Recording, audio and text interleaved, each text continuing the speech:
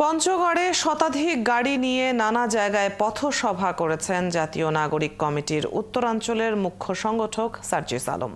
সোমবার দেবীগঞ্জ উপজেলার বিজয় চত্বরে পথসভায় সার্জিস বলেন, আগামীর বাংলাদেশ কেউ আর দলের নাম দেখে বা মার্কা দেখে ভোট দেবে না।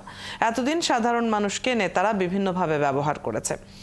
তিনি আরো বলেন, ভোটের আগের দিন নেতারা যান আর কিছু টাকা ধরিয়ে দেন, আর ভোটের পরে যে কোনো কাজের জন্য গেলে আগে টাকার জন্য হাত পেতে থাকেন। নতুন বাংলাদেশ আর এগুলো হতে দেওয়া যাবে না। পাশাপাশি যে জনপ্রতিনিধি হয়ে কাজ না করে সাধারণ মানুষের কাছে লুটপাট করবে তাদেরকে আর জনপ্রতিনিধি হিসেবে মেনে নেওয়া যাবে না বলে জানান তিনি। একবার নেতা হলে তার মাটিতে পড়ে না। এই নেতা আর আগামী বাংলাদেশে চলবে না, পঞ্চগড়েও চলবে না। একটা জিনিস মনে রাখবেন, নেতাকে যদি আপনারা মাথায় উঠান তাহলে নেতারা আপনাদেরকে নিচে নামায় ফেলবে। এই জন্য সাধারণ জনগণের সাথে নেতার